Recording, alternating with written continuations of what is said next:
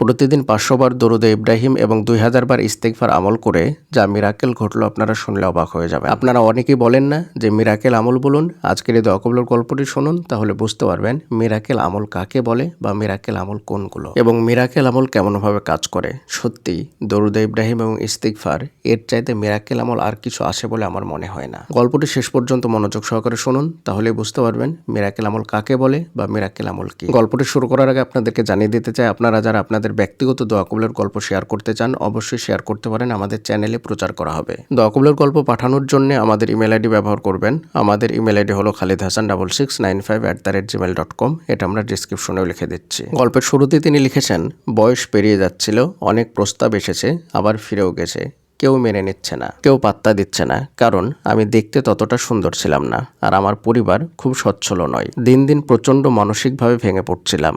আমার এই অবস্থা দেখে আমার এক খালা দরুদের আমল করতে বললেন। খালা বললেন, বিয়ে তোর রিজিকে আছে, কিন্তু দরজা খুলতে দরুদ দরকার, বেশি বেশি দরুদ পড়, দেখবি কিছু হবে ইনশাআল্লাহ। খালার কথা শুনে আমল শুরু করলাম। প্রতিদিন 500 বার দরুদে ইব্রাহিম আর 2000 বার ইস্তেগফার। এই আমল কন্টিনিউ করলাম। 27তম দিনে হঠাৎ করে এক পরিবার থেকে প্রস্তাব আসে, ছেলে হাফেজ, সাদাসিধে জীবন চাই। দেখা হলো, পাত্রপক্ষ সেদিনও জানিয়ে দিল তাদের পছন্দ।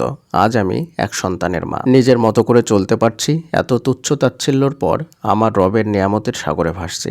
আমি সবসময় বলি, আমি চাইলেই হয়নি, আমি চাইলেও পাইনি, কিন্তু দরুদ পাঠ করে চেয়েছি, আমার রব নিজেই পাঠিয়ে দিয়েছেন। সুবহানাল্লাহ। প্রিয়দিনী ভাই এবং বোনেরা, গল্পটি আপনারা নিজে কানেই শুনলেন।